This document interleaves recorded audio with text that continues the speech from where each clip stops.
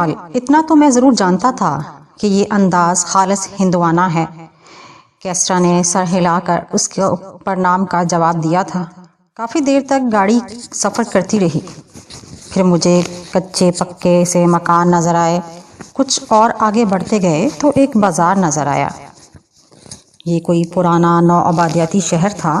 ایک شخص نے ہمیں دیکھا اور ادب سے آگے بڑھ کر دونوں ہاتھ جوڑ دیے۔ امر سنگھ مہاراج کی جے ہو، مہارانی کیسرا کی جے ہو۔ باقی لوگ جو اپنے کاموں میں مصروف تھے ہماری طرف متوجہ ہو گئے تھے۔ پھر سب آگے بڑھ چڑھ کر ہمیں پرنام کرنے لگے۔ میں حیران پریشان سا تھا۔ امر سنگھ، آپ ان کے پرنام کا جواب تو دو۔ اور میں نے کیسرا کے انداز میں سر ہلا ہلا کر ان لوگوں کو جواب دیے۔ امر سنگھ، یہ پرجاں ہیں ہمارے۔ آپ کی صحت مند ہونے پر ہم ان سب کے لیے 2-2 بیگھہ زمین دینے کا اعلان کرتے ہیں۔ سب لوگوں نے زور زور سے تالیاں بجائیں۔ پھر ہم لوگ کافی دیر تک یہاں رہے اور شہر کے مختلف حصے دیکھتے رہے۔ اس کے بعد گاڑی واپس اسی عمارت کی طرف چل پڑی تھی۔ راجکماری کیسرا اس دوران مجھ سے باتیں کرتی رہی تھی اور مختلف لوگوں کو میرے سامنے اسی طرح بلا رہی تھی جیسے میں بھی انہیں برسوں سے جانتا ہوں۔ راستے میں ایک شخص کو دیکھ کر اس نے گاڑی رکوائی اور ایک شخص کو قریب بلا کر کہا، جیون جی کماری جی، مہاراج نے تمہارے لیے 2 بیل منگوائے ہیں۔ اب تم بھی اچھی طرح کھیتی باڑی کرنا۔ جے ہو مہاراج کی جے ہو۔ وہ دونوں ہاتھ جوڑ کر نعرے لگانے لگا تھا۔ پھر گاڑی واپس اسی عمارت میں پہنچ گئی تھی۔ واپس آ کر میں اپنے کمرے میں آ گیا۔ ویسے دور سے یہ عمارت کافی بڑی نظر آتی تھی، لیکن میں نے صرف اس راہداری اور ان 2 کمروں کے علاوہ اور کچھ بھی نہیں دیکھا تھا۔ دوسری طرف سے بھی ایک سپاٹ دیوار ہی نظر آتی تھی جہاں جا کر یہ راہداری ختم ہو جاتی تھی۔ پھر وقت یوں ہی گزرنے لگا۔ 1 دن، 2، 3 اور پھر ہفتہ گزر گیا۔ دنوں کا اندازہ نہیں تھا، بس تعداد سے ہی دن وغیرہ گزارنے کا اندازہ ہو رہا تھا۔ اس دوران لڑکیاں آتی جاتی رہتی تھیں، لیکن اب ان کے انداز میں احترام ہوتا۔ پھر ایک دن صبح ہی صبح راجکماری کیسرا میرے کمرے میں آ گئی۔ میں ابھی بستر سے اٹھا ہی تھا اور باتھ روم جانے کا ارادہ کر رہا تھا۔ جلدی سے اشنان کر لو، آج ناگ پنجنمی ہے، ناگ پوجا کے لیے چلنا ہے۔ ہیں؟ کیا؟ ناگ پوجا کے لیے چلنا ہے؟ اور کیا؟ لیکن یہ ناگ پنجنمی، ناگ پوجا، ہاں کیا ہوا بھائی؟ ارے میں وہاں نہیں جاؤں گا۔ دیکھو امر سنگھ، ایک تو تمہارے اس رویے کی وجہ سے دیوتا تم سے ناراض ہیں اور تم عجیب کیفیت کا شکار رہے۔ اب جب کہ میری پوجاؤں کی بھینٹ میں دیوتاؤں نے تمہیں واپس جیون کی طرف لوٹایا ہے، تو کیا اب بھی انہیں ماننے سے انکاری ہو؟ یا تو تم خود پاگل ہو یا پھر میں پاگل ہو گیا ہوں۔ نہ تو میں کسی دیوتا کو جانتا ہوں، نہ مجھے کسی کی ناراضگی کی فکر ہے۔ تم نے اچھے خاصے شاہو کو امر سنگھ بنا دیا۔ ایک بات کان کھول کر سن لو، تم لوگوں کو ضرور کوئی دھوکا ہوا ہے۔ اچھا یہ بتاؤ، تم مجھے کہاں سے پکڑ کر لائے ہو؟ پکڑ لائے ہو؟ کیسرا نے پریشان لہجے میں کہا۔ ہاں، کہیں سے نہیں مہاراج، پھر میں کہاں سے یہاں آ مرا؟ آپ تو اسی محل میں پیدا ہوئے، سورگباشی مہاراج ویر سنگھ کے اکلوتے سپوت ہیں۔ آپ نہ جانے کیسی باتیں کر رہے ہیں۔ مرو گے ایک دن تم سب، خود مرو گے۔ کیوں مہاراج؟ جب اصل امر سنگھ یہاں آ جائے گا۔ اصل امر سنگھ؟ تو اور کیا، آپ نکلی ہیں؟ ارے 1000 بار کہہ چکا ہوں، میں نے تمہیں اپنی کہانی نہیں سنائی، میں نے دانت پیستے ہوئے کہا۔ ہمیں اس کا پتہ چل گیا ہے، کیسرا مسکرا دی۔ کیا پتہ چل گیا ہے؟ آپ نے کوئی سپنا دیکھا ہوگا۔ تب میری طرف سے تم بھاڑ میں جاؤ، میں نے جھلا کر کہا۔ میں تو بھاڑ میں چلی جاؤں گی، مگر اس سے پہلے آپ کو ناگ پوجا کے لیے ضرور جانا ہے۔ چلوں گا، ضرور چلوں گا۔ اچھا ایک بات بتاؤ۔ پوچھو مہاراج۔ کیا نام بتایا تھا تم نے میرے اکلوتے باپ کا؟ ویر سنگھ۔ ذرا انہیں بلا کر لاؤ، ان سے بات کروں گا۔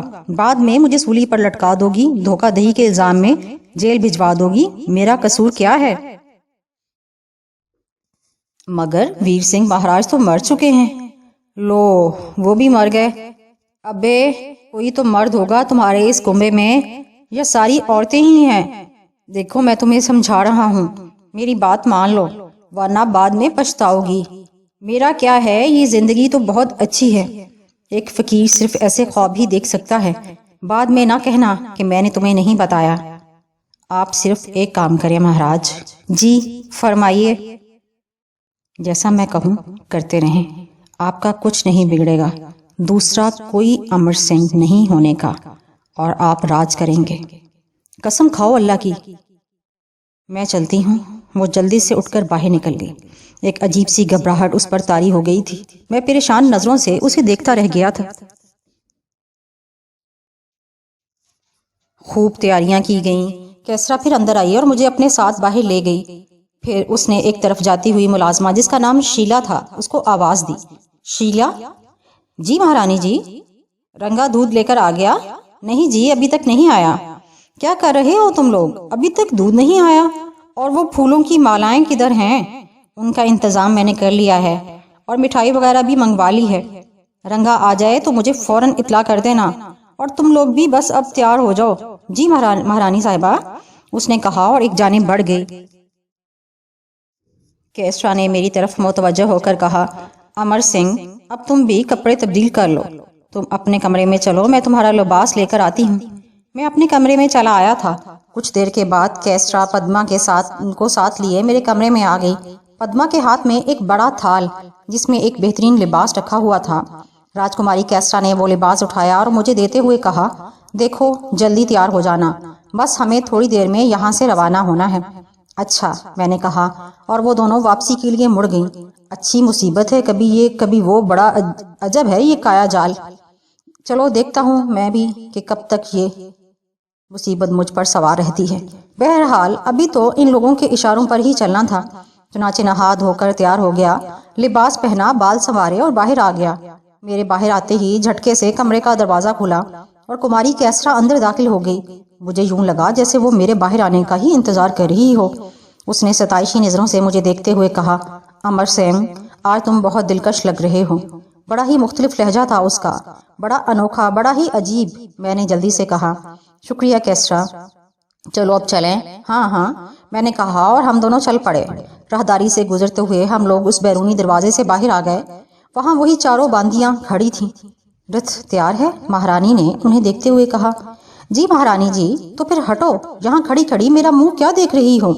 وہ چاروں جھٹ سے اس رتھ میں جا بیٹھی تھی۔ آگے کی جگہ ہم لوگوں کے لیے مخصوص تھی، چنانچہ ہم دونوں وہاں بیٹھ گئے اور رتھ چل پڑا۔ باقی سامان ایک دوسری گاڑی میں تھا۔ پھر یہ دونوں سواریاں صدر دروازے سے باہر نکلنے کے بعد سیدھے راستے پر جانے کے بجائے بائیں جانے مڑ گئیں۔ پھر ویرانوں کا سفر شروع ہو گیا۔ ویسے اس جگہ بہت زیادہ سرسبز و شاداب نہیں تھی۔ کہیں کہیں کھیت نظر آ جاتے تھے جن میں لوگ کام کر رہے تھے۔ پھر آگے جا کر ان کھیتوں کا سلسلہ بھی بند ہو گیا اور اب ہر طرف چٹیل میدان نظر آ رہا تھا۔ گھوڑے ان میدانوں میں کافی دیر دوڑتے رہے۔ پھر دور ہی سے ایک عجیب سی عمارت نظر آنے لگی، کالی سیاہ عمارت جو دور سے دیکھنے میں ہی بھیانک لگتی تھی۔ اس عمارت سے ہمارا فاصلہ کم ہونے کے ساتھ ساتھ گھوڑوں کے قدموں کی رفتار بھی سست ہوتی جا رہی تھی، اور پھر ہمارا رتھ اس عمارت کے عین سامنے جا کر رک گیا۔ یہ ایک اچھی خاصی بڑی عمارت تھی، لیکن اس کا رنگ پوری عمارت پر کالا رنگ کیا گیا تھا۔ ایک حیرت انگیز بات یہ تھی کہ دیواروں کو دیکھ کر ایسا لگتا تھا کہ جیسے ابھی ان کا رنگ سوکھا ہو۔ بہرحال یہاں پر انتہائی خاموشی طاری تھی۔ پھر کیسرا نے کہا، چلو لڑکیوں، پدما، شیلا، رتھ والے سامان سے کہو کہ وہ پجاریوں کو لے آئے اور سامان اتروا لے۔ جی مہارانی صاحبہ۔ پہلے ہم دونوں نیچے اترے اور ہمارے پیچھے وہ چاروں باندیاں بھی نیچے اتر آئیں۔ پھر شیلا نے رتھ والے کو قریب کیا، دیکھو یہ سامان اتروا کر مندر میں رکھ دینا، 2 آدمی ساتھ لے لو اور یہ سب اندر رکھوا دو۔ چلو امر سنگھ، چلو لڑکیوں۔ جی۔ ان چاروں نے بیک وقت کہا اور ہم لوگ اندر کی جانب چل پڑے۔ اس عمارت کی ساخت بڑی عجیب و غریب تھی۔ اوپر تک جانے کے لیے 10 سیڑھیاں بنائی گئی تھیں۔ ان سیڑھیوں پر مجھے کچھ لوگ کھڑے نظر آئے۔ ہندوانہ انداز میں دھوتیاں باندھے ہم لوگ یہ سیڑھیاں طے کر کے اوپر چڑھنے لگے، اور یہاں بھی ہمارے ساتھ ان پجاریوں نے وہی سلوک کیا۔ وہ بڑے ادب سے ہار لیے راستہ بناتے جا رہے تھے اور ہاتھ جوڑ کر ہمیں پرنام کرتے تھے۔ مہارانی کیسرا اور میں بھی اشاروں سے ان کو جواب دے رہے تھے۔ بہرحال سیڑھیاں طے کرنے کے بعد ایک دالان جیسی جگہ تھی۔ اور سامنے ہی ایک عظیم الشان دروازہ نظر آ رہا تھا۔ اس دروازے سے گزرنے کے بعد ایک ہال نما کمرہ آ گیا جس میں سامنے ہی ایک بہت بڑا چبوترا بنا ہوا تھا۔ اس چبوترے پر میں نے پتھر کا ایک بہت بڑا ناگ دیکھا۔ بڑا ہی ہیبت ناک ماحول تھا یہاں کا۔ پجاری بھی ہمارے پیچھے پیچھے یہاں داخل ہو رہے تھے اور اس ناگ کے گرد دائرے کی شکل میں جمع ہو رہے تھے۔ پھر میں نے دیکھا کہ اس ناگ کے مجسمے کے عقب سے 4 لمبے تڑنگے آدمی برآمد ہوئے۔ انہوں نے ہاتھوں میں بڑے بڑے برتن اٹھا رکھے تھے۔ پھر یہ چاروں آدمی آگے بڑھ آئے اور اس مجسمے کی جڑ میں وہ برتن الٹنے لگے۔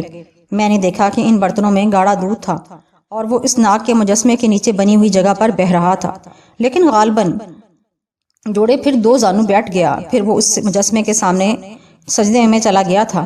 اس کی دیکھا دیکھی باقی لوگوں نے بھی وہی عمل دہرایا تھا۔ میں اپنی جگہ کھڑا یہ منظر دیکھ رہا تھا۔ ان لڑکیوں نے بھی ناگ کو سجدہ کیا تھا، البتہ کماری کیسرا کھڑی ہوئی تھی اور عجیب سی نگاہوں سے مجھے گھور رہی تھی۔ امر سنگھ، تم نے سجدہ نہیں کیا؟ کیوں؟ میں سجدہ کیوں کروں؟ یہ ناگ دیوتا ہیں، انہیں سجدہ کرو۔ تمہارا دماغ ٹھیک ہے؟ میں اسے سجدہ کروں گا؟ میری آواز خاصی بلند تھی اور دوسرے پجاری سجدے سے اٹھ کر مجھے دیکھنے لگے تھے۔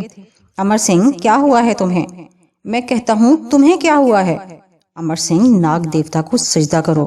میں نے کیسرا کی آواز میں غراہٹ محسوس کی تھی اور ایسا پہلی بار ہوا تھا، لیکن میں نے بھی اسی انداز میں کہا، میں مسلمان ہوں، اللہ کے سوا کسی کو سجدہ نہیں کر سکتا۔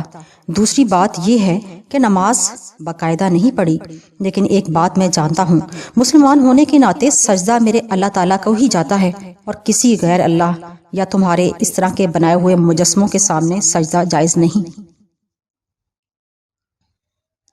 امر سنگھ، تم توہین کر رہے ہو دیوتا کی، یہ پھر ناراض ہو جائیں گے۔ ارے جاؤ جاؤ، میں تمہارے ان ڈراموں میں نہیں آؤں گا، سمجھی نا؟ امر سنگھ، اس نے ادھر ادھر دیکھا، پھر لوگوں سے مخاطب ہوئی، क्षमा کیجیے گا، شاید اس کی طبیعت دوبارہ بگڑ گئی ہے۔ ہوش و حواس تم لوگوں کے رخصت ہوئے ہیں، سجدہ کروں گا میں اور اس کو؟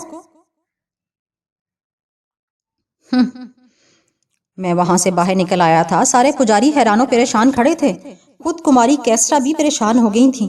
پھر وہ اپنی باندیوں کے ساتھ نیچے آتی ہوئی نظر آئیں۔ رت کے قریب آ کر اس نے کہا، پدما چلو بیٹھو سب، اور چاروں جلدی سے رتھ میں بیٹھ گئیں۔ پھر کماری کیسرا بھی رتھ میں آ بیٹھی۔ میں بھی خاموشی سے اسی رتھ میں ایک جگہ بیٹھ گیا تھا اور رتھ واپسی کے لیے مڑ گیا۔ اب غالباً اس کا رخ اسی محل نما عمارت کی جانب تھا۔ پھر وہی ویران راستے ہمارے منتظر تھے۔ ان راستوں سے رتھ گزرتا ہوا اور رہا اور پھر وہی منحوس محل آ گیا جہاں میں ابھی تک قید تھا۔ سارے راستے ان لوگوں میں سے کسی نے مجھے مخاطب کرنے کی کوشش نہیں کی تھی۔ کماری کیسرا کا منہ بھی پھولا ہوا تھا۔ پھر سب رت سے اتر کر محل میں داخل ہونے لگے۔ محل میں سناٹا چھایا ہوا تھا اور شام کی جو رونقیں اس محل میں تھیں، اب اتنی ہی نحوست کا احساس ہو رہا تھا۔ میں اپنے کمرے میں واپس آ گیا۔ پھر میں نے وہ لباس تبدیل کر لیا تھا اور اپنے بستر پر لیٹ گیا۔ یہ لوگ کیا چاہتے ہیں مجھ سے؟ کیا ہو رہا ہے یہ سب؟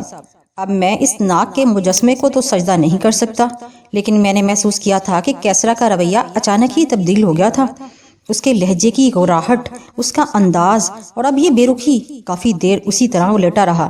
پھر مجھے دروازے پر آہٹیں محسوس ہوئیں۔ پھر دروازہ کھلا تھا اور شیلا اندر آ گئی۔ اس کے ہاتھ میں ایک ٹرے تھی جس میں کھانا ڈھکا ہوا تھا۔ اس نے ٹرے ایک جانب رکھی اور کہا، مہارانی جی نے کہا ہے کہ بھوک لگے تو کھانا کھا لینا، اور اس کے بعد وہ واپسی کے لیے مڑ گئی۔ میں حیرانی سے اس کی شکل دیکھ رہا تھا۔ بھوک بھی لگ رہی تھی، لیکن سوچیں حاوی تھی کہ یہ آج ماجرا کیا ہے اور یہ کیا کیفیت ان پر سوار ہوئی ہے۔ پھر سب باتیں سوچتے رہنے کے ساتھ ساتھ کھانا کھایا اور اس کے بعد بستر پر جا کر لیٹ گیا۔ تھوڑی ہی دیر کے بعد مجھے نیند آ گئی تھی۔ تیز دھوپ جب شدت سے آنکھوں میں چبھنے لگی تو مجبوراً آنکھیں کھول دیں۔ ویسے اس کمرے میں اتنی دھوپ تو نہیں تھی، لیکن میں جب بھی اچھی طرح جاگا تو ایک بار پھر چکرا گیا۔ میری مسحری کہاں گئی؟ وہ بستر، وہ کمرہ، کچھ بھی تو نہیں تھا۔ یہ تو وہ کمرہ بھی نہیں تھا۔ اس کمرے کے در و دیوار مختلف تھے، دروازہ بھی نہیں تھا اور اچھی خاصی دھوپ کمرے میں اسی راستے سے آ رہی تھی۔ مجھ سے کچھ فاصلے پر زمین ہی پر 2 لڑکے اور موجود تھے اور شاید وہ بھی سو رہے تھے۔ ان کے کپڑے بھی میلے سے کچیلے سے تھے۔ پھر میری نظر اپنے لباس پر پڑی اور میں پھر چونک گیا۔ یہ وہ کپڑے تو نہیں تھے جنہیں پہن کر میں سویا تھا۔ ابھی میں انہی سوچوں میں گم تھا کہ مجھے قدموں کی چاپ سنائی دی۔ کچھ اور تو سمجھ میں نہ آیا، چنانچہ انہی لڑکوں کے پاس جلدی سے اسی طرح لیٹ گیا جیسے میں جاگا ہی نہیں تھا۔ قدموں کی چاپ قریب آتی جا رہی تھی اور پھر میں نے اپنی کمر پر ضرب محسوس کی اور میری کرہ نکل گئی۔ ساتھ ہی ایک آواز سنائی دی، ابے سورج، ابے او سورج، اٹھ جا، دھندے کا ٹائم ہو گیا ہے، دھندے پر نہیں جائے گا کیا؟ بڑی زور سے لات ماری تھی کمبخت نے، یہ ایک نئی مصیبت شروع ہو گئی تھی۔ میں اسی طرح ہڑبڑا کر اٹھا جیسے ابھی نیند سے جاگا ہوں۔ پھر میں نے اپنے سامنے ایک دیو قامت آدمی کو کھڑے ہوئے پایا، لمبا تڑنگا، چہرے پر نوکیلی مونچھیں، بائیں گال پر زخم کا نشان، لمبے چوڑے مضبوط پاؤں، بڑی خطرناک شخصیت تھی اس کی۔ آواز بھی انتہائی گرجدار تھی، وہ بھی ایک معمولی لباس پہنے ہوئے تھا۔ چل اٹھ جا، دھندے پر نہیں جائے گا کیا؟ اور یہ لوگ ابھی تک سو رہے تھے۔ او بالی، او مجیدے، اٹھ جا۔ اس نے ایک ایک لات ان دونوں کو بھی لگائی اور وہ دونوں بھی آنکھیں ملتے ہوئے اٹھ کھڑے ہوئے۔ چلو اے، کام پر نہیں جاؤ گے کیا؟ جی استاد، انہوں نے کہا، اور پھر ان میں سے ایک کمرے کے ایک اور دروازے سے اندر چلا گیا، وہ شاید باتھ روم تھا۔ اس شخص نے ہم دونوں کو دیکھا، پھر بولا، تم لوگ بھی فارغ ہو جاؤ اور سن مجیدے کو میرے پاس بھیج دینا، کام ہے اس سے۔ اچھا استاد، اس لڑکے نے کہا۔ پھر وہ شخص جسے استاد کہا گیا اس کھلی جگہ سے باہر نکل گیا تھا۔ میں حیران و پریشان کھڑا یہ سارا ماحول دیکھ رہا تھا۔ پھر میں نے ہمت کر کے اس لڑکے سے پوچھا، سنو، کیا نام ہے تمہارا؟ اوے شہزادے، تیری طبیعت تو ٹھیک ہے نا؟ ہاں، کیوں، کیا ہوا میری طبیعت کو؟ میں نے تمہارا نام پوچھا ہے۔ اوے واہ شہزادے، ایک رات میں نام بھی بھول گئے پیارے۔ یہ مانا کہ رات کی فلم میں ہیرو کی یادداشت گم ہو گئی تھی، لیکن تمہاری ایکٹنگ بیکار ہے پیارے۔ یہ تم کیسی باتیں کر رہے ہو؟ کون سی فلم، کون سا ہیرو؟ ارے وہی مسٹر 420، جس میں بیچارے ہیرو کی دشمنوں سے جنگ ہوتی ہے اور اس جنگ میں اس کے سر پہ چوٹ لگتی ہے اور پھر اس کی یادداشت غائب ہو جاتی ہے۔ لیکن پیارے، تمہارے ساتھ تو ایسا کچھ نہیں ہوا۔ دماغ پھر سٹپٹا گیا تھا، وہی دھوکہ، وہی فریب۔ پھر مجھے کیسٹرا کے الفاظ یاد آئے، تم کایا جال میں پھنس گئے ہو۔ کایا جال؟ کایا جال، یہ ہے کیا بلا؟ میں نے سوچا، لیکن سوچنے سے کچھ حاصل نہیں تھا۔ اس لڑکے نے پھر کہا، ابے او فلمی ہیرو، بس کر یہ ناٹک اور تیار ہو جا۔ زیادہ ناٹک کیا تو گرو سوامی تیرے انجر پنجر ٹائٹ کر دے گا، سمجھا کیا؟ چل چل شہزادے۔ بھائی تم ہو کون؟ ابے پھر وہی مرغے کی ایک ٹانگ، بیٹا میں بالی ہوں، تو سورج ہے۔ اور کیا اب اڈے کا نام بھی بتاؤں کیا؟ ہاں اور کیا؟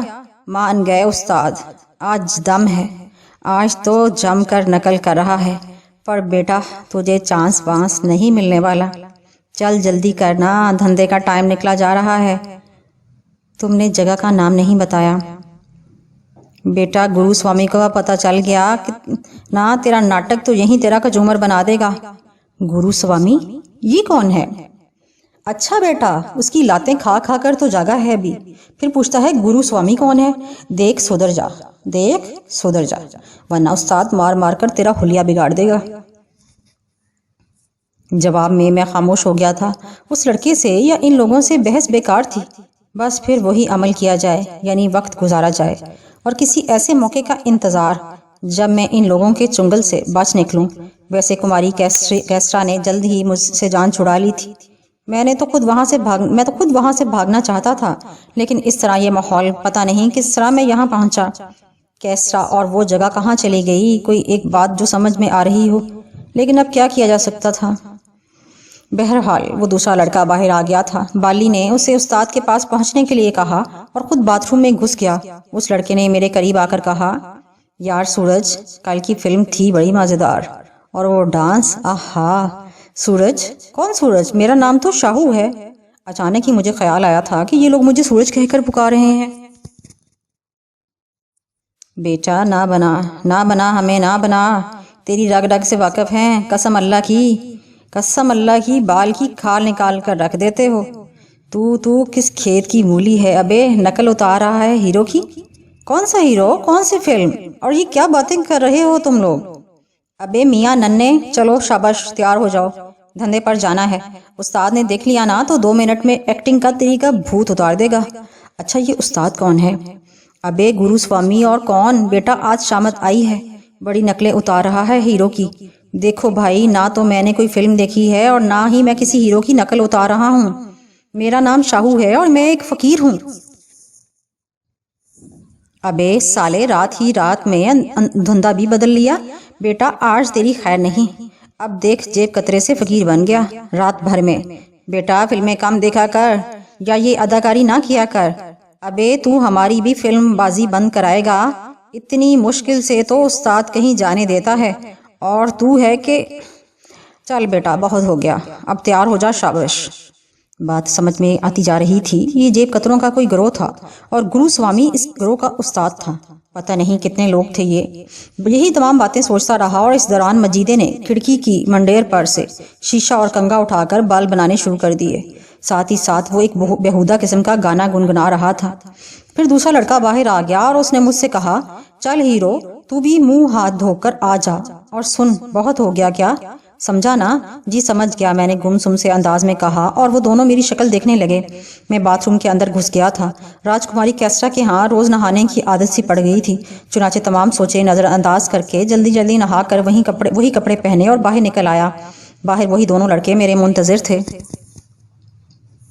چلیں شہزادے، ان میں سے ایک لڑکے نے جس کا نام بالی تھا کہا۔ ہاں چلو۔ پھر ہم تینوں باہر نکل آئے۔ اچھا خاصا دالان تھا اور یہ باقی کمروں کے بیچوں بیچ تھا، یعنی باہر جانے کا راستہ بھی کسی کمرے سے گزر کر ہی جاتا تھا۔ چاروں طرف ایک ہی سائز کے کمرے تھے، لیکن کسی کمرے میں کوئی دروازہ نہیں تھا۔ دالان میں چارپائیاں بچھی ہوئی تھیں، انہی چارپائیوں میں سے ایک پر گرو سوامی بیٹھا تھا۔ پھر ہم تینوں چلتے ہوئے ایک چارپائی پر جا بیٹھے۔ ایک لڑکے نے 2 برتن لا کر ہمارے سامنے رکھ دیے اور ایک میں 3 چائے کے مگ رکھے تھے، جبکہ دوسرے میں پراٹھے تھے۔ بالی نے ایک پراٹھا اور چائے کا ایک مگ ہم دونوں کو پکڑا دیا اور تیسرا مگ اور پراٹھا لے کر خود بیٹھ گیا۔ پہلے تو میں ان دونوں چیزوں کو دیکھتا رہا، پھر انہی کے انداز میں پراٹھا کھانا شروع کر دیا اور ساتھ ساتھ چائے پینے لگا۔ استاد کسی کام میں مصروف تھا۔ اس کے سامنے کچھ عجیب سے ہتھیار رکھے تھے جنہیں وہ کپڑے سے صاف کر رہا تھا۔ عجیب اوباش سے لڑکے تھے۔ ویسے ان کی ایک بات پر مجھے ہنسی آئی تھی، وہ یہ کہ ہر بات کے آخر میں دنوں کے دونوں تیار ہو جا، شاباش ضرور کہتے رہتے تھے۔ یہ شاید ان کا تکیہ کلام تھا۔ وہ دونوں چائے کا آخری گھونٹ لے کر اٹھ کھڑے ہوئے۔ میں بھی ان کے ساتھ ہی کھڑا ہو گیا۔ چائے کے مگ انہوں نے ٹرے میں رکھے اور اپنا لباس درست کر کے استاد کے پاس پہنچ گئے۔ میں بھی ڈرتا ڈرتا ان کے پیچھے جا کھڑا ہوا تھا۔ بالی آج تو سورج کے ساتھ جائے گا اور مجیدے تو آج باقی کام کرے گا، استاد نے اسی طرح جھکے جھکے کہا۔ ٹھیک ہے استاد، ان دونوں نے بے یک وقت کہا اور پھر بالی نے میرا ہاتھ پکڑا اور ایک کمرے کی طرف چل پڑا۔ اس کمرے سے گزر کر ہم لوگ دروازے سے باہر آ گئے تھے۔ یہ ایک پتلی سی گلی تھی جس میں چھوٹے چھوٹے مکان بنے ہوئے تھے۔ ویسے مجھے بڑی حیرت ہوئی تھی کہ ان لوگوں کے گھر اس اڈے کے مقابلے میں بہت چھوٹے تھے۔ پھر بات سمجھ میں آ گئی کہ جس کی لاٹھی اس کی بھینس والا حساب ہے۔ گرو سوامی کی بدماشی کی وجہ سے ہی اس کو اتنی بڑی جگہ ملی تھی اور وہ اس جگہ سے ہی فائدہ اٹھا رہا تھا۔ پھر گلی سے نکل کر ہم لوگ مین روڈ پر آ گئے اور کافی دور تک پیدل چلتے رہے۔ اسی دوران میں نے کوئی بات نہیں کی تھی۔ پھر بالی نے کہا، شکار؟ کیا؟ ابے وہ دیکھ، وہ رہا شکار۔ میں نے اس کے اشارے کی جانب دیکھا۔ اس کا اشارہ ایک آدمی کی جانب تھا جو ایک بینک سے نکل رہا تھا۔ بالی نے پھر کہا، چل بیٹا تیری تو لاٹری نکل آئی، چل شروع ہو جا۔ کیا شروع ہو جاؤں؟ ابے اب کیا یہ بھی بتانا پڑے گا تجھے؟ ابے پرس اڑا لے۔ اور کیا ہے یہ تم کیا کہہ رہے ہو؟ ابے لگتا ہے گاڑی چھوٹ جائے گی۔ اچھا تو ایسا کر، اس گاڑی کے پیچھے چھپ جا۔ اور میں نے اس کی ہدایت پر عمل کیا۔ بالی تیز تیز قدموں سے چلتا ہوا اس شخص سے قریب پہنچا اور زور سے اس آدمی سے ٹکرایا۔ پھر میں نے دور سے دیکھا کہ بالی اس سے دونوں ہاتھ جوڑ کر معافی مانگ رہا تھا۔ اس کے بعد وہ آدمی ایک طرف چلا گیا اور بالی نہایت اطمینان سے میرے پاس آ بیٹھا۔ کہو پیارے، کیسی رہی؟ کیا کیسی رہی؟ ابے ایک جھامپڑ دوں گا، سب ٹھیک ہو جائے گا۔ یہ دیکھ۔ اس نے شرٹ کے اندر سے بٹوا نکال کر مجھے دکھایا جس میں سے 100 کے کرارے نوٹ جھلک رہے تھے۔ بیٹا کچھ دیر یہیں گزارتے ہیں، پھر باہر چل کر اس کا حساب کتاب کریں گے۔ میں حیرانی سے اس آفت کو دیکھ رہا تھا، اتنی پھرتی، اتنی چستی اور پھر یہ اطمینان۔ خدا کی پناہ، خدا کی پناہ۔ یہ لوگ تو جیب کاٹنے کے ماہر ہیں اور یہی ان کا دھندا ہے، لیکن میں یہاں کیوں پھنسا ہوں؟ ویسے اگر مجھے اس دوران موقع ملا تو میں کہیں نہ کہیں بھاگ جاؤں گا۔ اس خیال کے ساتھ ہی دل کو ذرا حوصلے کا احساس ہوا تھا کہ چلو یہاں یہ موقع تو ہے۔ کہ پھر بالی نے کہا، ابے شہزادے تو پھر سوچ میں پڑ گیا؟ ابے نہ دیکھا کر خواب، تجھے چانس نہیں ملنے کا۔ چلیں کیا؟ میں نے ذرا شوق لہجے میں کہا اور پھڑک کر بولا۔ ہاں اب شہزادہ آیا نا لائن پر، چل، اس نے کہا اور میری گردن میں ہاتھ ڈال کر ایک جانب چلنے لگا۔ تھوڑا آگے جا کر ایک بس سٹاپ نظر آیا جہاں کچھ لوگ کھڑے ہوئے تھے۔ بالی نے میری طرف دیکھ کر کہا، اس آدمی کو دیکھ رہا ہے؟ کس کو؟ ابے وہی جو سٹاپ پر سوٹ پہنے کھڑا ہے، لگتا ہے اس کی گاڑی خراب ہے اور رکشہ ٹیکسیاں اس سٹاپ پر ہوتی نہیں، یہ ضرور بس میں چڑھے گا۔ کیا خیال ہے پیارے، اس کی جیب پر ہاتھ نہ صاف کیا جائے؟ اتنے لوگوں کے درمیان تو اور کیا، اب میں تو اسے پاس تو بلا کر لوٹنے سے رہا، بس ہم اس کے ساتھ ہی چڑھیں گے اس بس میں، اور پھر ابے تجھے کیا بتانا، تو بھی تو ماہر ہے، چل تیار ہو جا۔ 10-15 منٹ گزرے ہوں گے کہ دور سے ایک بس آتی ہوئی دکھائی دی، پھر بس سٹاپ پر آ کر رک گئی اور ان لوگوں میں سے 3-4 آدمی بس میں چڑھنے لگے۔ ان میں وہ سوٹ والا آدمی بھی تھا۔ بالی نے مجھے اشارہ کیا اور خود بس پر چڑھ گیا۔ میں بھی اس کے پیچھے پیچھے بس میں سوار ہو گیا تھا۔ بالی مسلسل اس پر نظر رکھے ہوئے تھا۔ پھر وہ اس طرح اس آدمی کے ساتھ لگ کر کھڑا ہو گیا کہ بالی کا وزن بھی اس کے پیروں پر پڑے اور اس کے پتلون کی جیب میں پڑے ہوئے بٹوئے کا وزن فی الوقت اسے محسوس نہ ہو۔ پھر بالی نے مجھے اشارہ کیا۔ پہلے تو میں بھی کچھ سمجھ نہ پایا، لیکن جب بالی نے اس کی جیب کی طرف دیکھا تو میں اچھل پڑا۔ خوف کے مارے مجھے پسینہ آنے لگا۔ بالی نے ادھر ادھر دیکھا، اس دھکم پیل میں سب کی اپنی اپنی پڑی ہوئی تھی اور کوئی اس طرف متوجہ نہیں تھا۔ اس نے پھر مجھے اشارہ کیا، اس بار اس کی آنکھوں میں غصے کے آثار تھے۔ بہرحال میں تیار ہو گیا اور میں نے ڈرتے ڈرتے اپنا داہنا ہاتھ اس شخص کی جیب کی طرف بڑھایا۔ پھر میں وہ بٹوا اور اس کی جیب سے نکالنے کی کوشش کرنے لگا، لیکن مجھے اس میں کامیابی نہیں ہوئی۔ دوسری طرف وہ شخص بھی شاید کسی سوچ میں ہی مگن تھا، جب بھی اس کی توجہ اس طرف نہیں گئی تھی، لیکن میں مسلسل خوف سے کانپ رہا تھا۔ میں نے پھر ہمت کر کے ہاتھ بڑھایا، لیکن بالی نے میرے ہاتھ بڑے جھٹک دیا۔ پھر میں نے دیکھا کہ بالی نے نہایت اطمینان سے اس کی پتلون کی جیب کا بٹن کھولا اور اس میں سے بٹوا نکال لیا، اور اتنی ہی تیزی سے وہ بٹوا اس کی شرٹ کے اندرونی حصے سے غائب ہو گیا تھا۔ میں اس کی اس مہارت پر حیران رہ گیا، وہ واقعی اتنا ماہر اور پھرتیلا تھا۔ پھر وہ بس کے دروازے کی جانب بڑھنے لگا۔ اس نے مجھے بھی بس کے دروازے کی طرف دھکیلنا شروع کر دیا۔ پھر ہم لوگ دروازے تک پہنچے تو وہاں کنڈکٹر کھڑا تھا۔ اس نے بالی سے کہا، کرایہ؟ اچھا بھائی دیتے ہیں کرایہ۔ اس نے اوپری جیب سے 4 روپے نکالے اور اسے دیتے ہوئے کہا، اگلے سٹاپ پر اتار دینا۔ پھر ہم دونوں اگلے سٹاپ پر اتر گئے۔ سالہ یاد رکھے گا اس سفر کو۔ تھوڑی دور جانے کے بعد بالی نے کہا۔ میں حیران و پریشان سا اس کی صورت دیکھتا رہ گیا۔ یار تو تو بالکل ہی بودم ہو گیا ہے۔ ایک دن میں نے یہ تجھے کیا ہو گیا ہے، یہ تیری کیا حالت ہو گئی ابے؟ ہیروئن سے عشق تو نہیں ہو گیا؟ بیٹا مجھے تو آج تیری پٹائی پکی لگ رہی ہے، مگر کیوں؟ ابے ایک تو صبح سے مجنوں جیسی حالت میں گھوم رہا ہے، پھر ایک بھی شکار نہیں کیا تو نے۔ کیا سمجھتا ہے تو استاد تجھے چھوڑ دے گا؟ ابے استاد روز روز کے بہانوں سے تنگ آ گیا ہے۔ ابے وہ کچھ نہیں سنے گا بیٹا، سمجھا؟ میں نے کوئی جواب نہیں دیا۔ ہم مختلف سڑکوں پر گھومتے رہے اور پھر ایک بازار آ گیا جہاں انتہائی رش تھا۔ دکانیں کھلی ہوئی تھیں، لوگ آ جا رہے تھے، مرد، عورتیں، بچے سبھی اس بازار میں گھوم پھر رہے تھے۔ بالی نے مجھ سے کہا، ادھر دیکھ وہ آنٹی، تجھے ان کا پرس چھیننا ہے۔ کیا؟ ابے تو لڑکی ہے کیا جو اتنا ڈر رہا ہے؟ بس چھین لے پرس، میں تیرے ساتھ ہوں۔ نہیں یہ مجھ سے نہیں ہوگا۔ کیا تو پہلی بار کر رہا ہے یہ؟ پہلے تو میں نے کسی کا پرس نہیں چھینا۔ اب نہیں بچے گا، اب نہیں بچے گا تو سالے۔ آج استاد سے اتنی پڑیں گی کہ طبیعت ہری ہو جائے گی، پر میرا کیا جاتا ہے، خود ہی بھگتے گا۔ پھر شام تک اس طرح وارہ گردی کرتے رہے۔ اس کے بعد ہم اڈے پر واپس آ گئے۔ یہاں میں نے دیکھا کہ استاد اپنی اس مخصوص چارپائی پر بیٹھا ہے اور 8-10 لڑکے اس کے سامنے لائن بنائے کھڑے ہیں۔ ہم لوگ بھی اسی لائن کے آخر میں کھڑے ہو گئے۔ سب سے آگے والے لڑکے نے پیسے گن کر استاد کو دیے اور کہا، آج پورے 700 کمائے ہیں۔ شاباش میرے چہیتے، شاباش۔ چل فقیرے تو کیا لایا ہے؟ پورے 200 ہیں۔ صرف 200؟ جی استاد۔ نہیں یہ تو صحیح نہیں بھائی، تو محنت نہیں کر رہا آج کل۔ بس استاد کوئی شکار نہیں ملا صحیح۔ چل چل آگے بڑھ۔ پھر ایک کے بعد ایک لڑکے آتے رہے اور اپنے اپنے پیسے استاد کو دیتے رہے۔ میرا ڈر کے مارے برا حال تھا۔ میرے پاس تو ایک پھوٹی کوڑی بھی نہ تھی، تو کیا استاد مجھے مارے گا؟ خیر مار تو فضلے سے بھی پڑتی تھی، اس لیے میں زیادہ فکر مند نہیں تھا، لیکن بس اس کے انداز سے خوف آ رہا تھا۔ پھر بالی کی باری آ گئی اور اس نے جیب سے پیسے نکالے۔ استاد پورے 900 روپے ہیں۔ ارے واہ میرے شیر، لیکن کیا یہ تم دونوں کی کمائی ہے؟ نہیں استاد، میں نے اکیلے ہی ہاتھ مارے ہیں۔ ارے شاباش۔ وہ سورج تو کس طرح کونے میں کھڑا ہے؟ میری جان کیا ہوا، کہاں ہے تیرا مال؟ وہ استاد، ہاں ہاں بول، وہ استاد آج کیا ہو گیا تجھے؟ او بالی، کیا ہوا اسے؟ کچھ نہیں استاد، اصل میں آج کوئی شکار نہیں ملا اسے۔ کیا؟ ابے سورج، تجھے اور شکار نہیں ملا؟ نہ بھائی نہ، میں مان ہی نہیں سکتا۔ استاد یہ سچ کہہ رہا ہے، میں نے ڈرتے ڈرتے کہا۔ کیا؟ استاد کی تھیوریاں چڑھ گئیں۔ اس نے ادھر ادھر دیکھا، اس دالان کے کونے میں ایک ڈنڈا پڑا ہوا تھا۔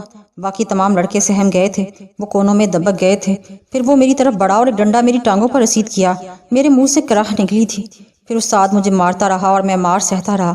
پھر استاد تھک کر رک گیا تھا۔ سالے، کل سے اگر پیسے نہ دیے تو ان ٹانگوں پر کھڑا رہنے کے قابل نہیں چھوڑوں گا۔ سالا مال نہیں لایا؟ ارے دیکھو تو ہوا کیا ہے اسے، اس سورج کو بہت سست ہو رہا ہے یہ۔ سالے کا کھانا بند کر دو، خبردار کوئی رات کو کھانا نہ دے اسے۔ اچھا استاد، ان میں سے کسی ایک نے کہا اور سارے ادھر ادھر ہو گئے۔ اچھی خاصی مار پڑی تھی، سارا بدن دکھ رہا تھا۔ اسی کمرے میں ایک جگہ جا کر پڑ گیا اور آنکھیں بند کر کے لیٹ گیا۔ کافی دیر اسی طرح گزر گئی، حلق میں کانٹے پڑ رہے تھے، بھوک بھی لگ رہی تھی۔ پھر اچانک مجھے بالی کی آواز سنائی دی، ابے سورج، ابے او سورج۔ اس کی آواز پر میں نے آنکھیں کھول کر دیکھا، بالی پانی کا گلاس لیے ہاتھ میں کھڑا تھا۔ پھر اس نے بیٹھتے ہوئے کہا، یار میں نے کہا تھا نا، ہوش میں آ جا، دیکھ لیا پٹائی ہوگی بڑی زور سے، اور بڑی زور کی مار پڑی ہے، چل اٹھ پانی پی لے، اس نے دھیمے لہجے میں کہا۔ پھر وہ زمین پر بیٹھ گیا، اس نے پانی کا گلاس میرے منہ سے لگا دیا، میں نے پانی پیا اور دوبارہ زمین پر لیٹ گیا۔ بالی خاموشی سے پانی کا گلاس لے کر واپس چلا گیا تھا۔ بدن پوری طرح دکھ رہا تھا۔ میں اسی طرح خاموشی سے لیٹا رہا۔ پھر کافی رات گزر گئی، دل عجیب سی کیفیات کا شکار تھا۔ کیسی جگہ ہے یہ استاد، یہ لڑکے، یہ ماحول، اس سے اچھا ماحول تو وہ فقیرانہ ماحول تھا۔ کم از کم کوئی خوف نہ تھا، بس بھیک مانگنے پر بھیک مل جاتی تھی تو ٹھیک تھا، ورنہ اگر کوئی نہ دیتا تو زبردستی نہ تھی، نہ ہی پکڑے جانے کا خوف تھا۔ لیکن اس کام میں تو ایک طرف پکڑے جانے کا خوف، بے عزتی، اور پھر اس طرح مار، کچھ کرنا ہی پڑے گا، کچھ نہ کچھ تو کرنا ہی ہوگا۔ اس طرح تو یہ لوگ مار ڈالیں گے مجھے، میں ضرور یہاں سے بھاگوں گا۔ بس اسی طرح نیم غم زدگی کی حالت میں پڑا رہا۔ پھر شاید نکاہت تھی یا زخموں کی تکن کہ کچھ دیر کے لیے نیند آ گئی تھی۔ صبح خود بخود آنکھ کھل گئی، بدن بری طرح سے اینٹ رہا تھا، آنتیں کلہولا پڑ رہی تھیں۔ ہمت کر کے اپنی جگہ اٹھ کر بیٹھ گیا۔ بالی ایک کونے میں پڑا ہوا تھا، اس کے پاس دوسرا لڑکا مجیدہ موجود تھا۔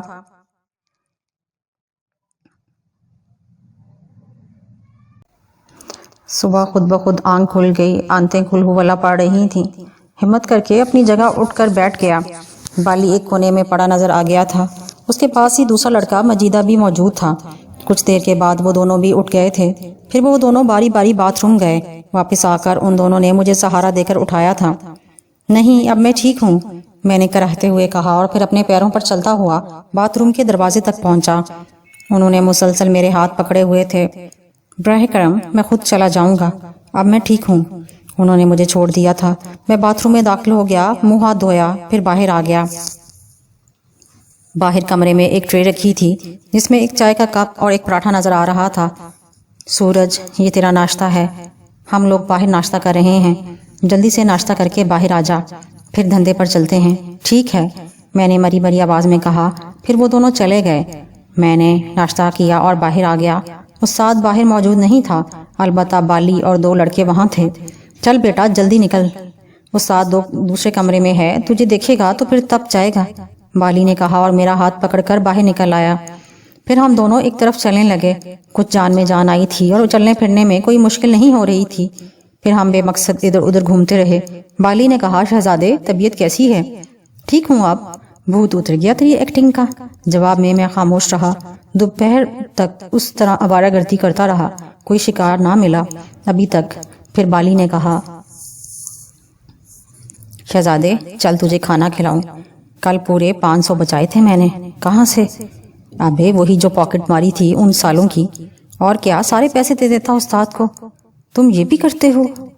ارے یہ تو اپنا حق ہے پیارے، اور حق نہ ملے تو چھین لیا جاتا ہے، سمجھا؟ وہ جملہ ادھورا چھوڑ کر خاموش ہو گیا تھا۔ پھر ہم ایک ہوٹل میں پہنچے، ذرا صاف ستھرا ہوٹل تھا۔ یہاں ہم نے کھانا کھایا، پھر چائے پی۔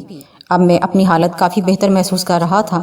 پھر ہم دونوں وہاں سے اٹھ گئے۔ چلتے چلتے ہم ایک بازار میں داخل ہو گئے، یہاں بے پناہ رش تھا۔ بالی نے کہا، میں یہاں کچھ ہاتھ پیر مارنے کی کوشش کرتا ہوں، اگر میں کامیاب ہو گیا تو میں تو سیدھا چلا جاؤں گا اور تو میرے پیچھے پیچھے آہستہ آہستہ آ جانا، ٹھیک ہے نا؟ میں نے جواب دیا۔ میرے ذہن میں اچانک ہی ایک خیال آیا اور شاید تقدیر مجھے اس خیال کو عملی جامہ پہنانے کا موقع دے رہی تھی۔ پھر شاید تقدیر مجھ پر زیادہ ہی مہربان تھی، کیونکہ بالی نے ایک عورت کا پرس چھینا تھا اور وہ عورت چیخنے لگی اور اس کی چیخ پر کئی لوگ بالی کی طرف دوڑے اور مجھے موقع مل گیا۔ میں نے مخالف سمت اختیار کر کے آہستہ آہستہ چلنا شروع کر دیا۔ پھر میرے قدم تیز سے تیز تر ہوتے گئے۔ اب میں اس جگہ سے کافی دور نکل آیا تھا۔ پھر میں نے پوری قوت سے دوڑنا شروع کر دیا۔ میں جی جان سے دوڑ رہا تھا، سمت کا کوئی تعین نہیں تھا، بس اندھا دھند دوڑتا چلا جا رہا تھا۔ بس ذہن میں ایک خیال تھا کہ گرو سوامی سے پیچھا چھوٹ جائے، اس گرو سے پیچھا چھوٹ جائے، کہیں بھی رہ لوں گا، کچھ بھی کر لوں گا، لیکن اس گرو کے ہاتھ نہ آؤں گا۔ بھاگتا رہا، نہ جانے کون سی جگہ آ گئی تھی۔ پھر ایک چبوترا نظر آیا جس کے عین اوپر ایک درخت نے سایہ کیا ہوا تھا۔ دوڑنے کی وجہ سے سانس کافی پھول گیا تھا، چنانچہ کچھ دیر سانس لینے کے خیال سے اس چبوترے پر آ بیٹھا اور اپنی سانسیں بحال کرنے لگا۔ شدید پیاس لگ رہی تھی، بدن کے جوڑوں کا برا حال تھا۔ بہرحال سر جھکا کر بیٹھ گیا۔ بس اچانک ہی زمین پر دو ٹانگیں دکھائی دیں، پیشاوری چپل پہنے ہوئے مضبوط پیروں والا آدمی جو بالکل قریب آ کر رک گیا۔ پھر میں نے نظر اٹھا کر اسے اوپر دیکھا اور میرے بدن کے جیسے جان ہی نکل گئی۔ یہ شخص گرو سوامی کے علاوہ اور کوئی نہیں تھا۔ پھر وہ گرو کا ایک زناٹے دار تھپڑ میرے گال پر پڑا اور میرا دماغ جھنجھنا کر رہ گیا۔ سالا بھاگ رہا تھا ہم سے بچ کر؟ بیٹا کہاں جائے گا ہم سے بچ کر؟ باپ ہیں تیرے، گرو سوامی نام ہے، پاتال میں بھی جا چھپے گا تو گرو سوامی وہاں سے بھی تجھے ڈھونڈ نکالے گا۔ اور وہ کمبخت بالی کہاں ہے؟ وہ بالی کیا وہ لگا رکھی ہے؟ میں پوچھتا ہوں کہاں ہے بالی؟ استاد وہ ایک عورت کا پرس چرا کر بھاگ رہا تھا اور میں ادھر آ گیا، بس یہی تو مار کھا گیا بٹوا۔ گرو سوامی کی پہنچ کہاں تک ہے یہ تو تیرے فرشتوں کو بھی پتہ چل گیا ہوگا، اور ابھی تو اڈے پر چل، تیرا وہ حال کروں گا کہ نہ زندہ رہے گا نہ مروں گا۔ چلو ابھی تجھے بتاتا ہوں، گرو سوامی نے کہا اور مجھے اپنے ساتھ لے کر آگے بڑھ گیا۔ اس کے ہاتھ کی مضبوط گرفت مجھے اپنی کلائی پر محسوس ہو رہی تھی اور میں سہما ہوا سا اس کے ساتھ چلنے لگا۔ کس مصیبت میں پھنس گیا ہوں، سمجھ میں نہیں آ رہا تھا۔ گرو سوامی مجھے ساتھ لے کر چل رہا تھا اور میں جانتا تھا کہ اب میرے ساتھ کیا ہوگا۔ وہ بے رحم انسان مار مار کر میری ہڈیاں توڑ دے گا۔ اندر سے آواز ابھر رہی تھی، بھاگ جا بیٹا، بھاگ جا شاہو، بھاگ جا، جس طرح بھی پڑے بھاگ جا۔ مجھے اپنا نام یاد تھا، وہ لوگ میرے کتنے ہی نام رکھتے ہیں، لیکن بچپن سے جو نام میرے کان میں پڑا تھا وہ شاہو ہی تھا۔ بھلا میں اس نام کو کیسے بھول سکتا تھا؟ ہاں، گردش تقدیر کی بات اور ہے۔ پھر شاید تقدیر نے تھوڑا سا ساتھ دیا۔ اچانک ہی سامنے سے ایک پولیس موبائل آتی ہوئی نظر آئی اور گرو چونک کر رہ گیا۔ مجھے بھی یہ اندازہ ہو رہا تھا کہ موبائل ہماری طرف ہی آ رہی ہے۔ پھر ہم سے کچھ فاصلے پر موبائل رکی اور اس سے پہلے 4-5 سپاہی اور ایک انسپکٹر نیچے کودا اور اس نے گرو کی طرف اشارہ کر کے کہا، یہی ہے، پکڑو اسے۔ ابے بھاگ بیٹا یہاں سے ورنہ مارے گئے، گرو نے کہا اور خود ایک طرف چھلانگ لگا دی۔ لیکن خوش قسمتی کی بات یہ تھی کہ پولیس والوں کو گرو کی تلاش تھی۔ غالباً انہوں نے یہ نہیں دیکھا تھا کہ میں بھی گرو کے ساتھ ہی آ رہا ہوں۔ چنانچہ جدھر گرو بھاگا ادھر ہی وہ دوڑ پڑے۔ انہوں نے رائفلیں سیدھی کر لی تھیں۔ انسپکٹر تیز آواز میں چیخا، سوامی گرو رک جاؤ ورنہ ہم نے گولی چلا دی تو کتے کی موت مارے جاؤ گے۔ لیکن سوامی گرو نہیں رکا، وہ ایک دیوار پھلانگ کر دوسری طرف کود گیا۔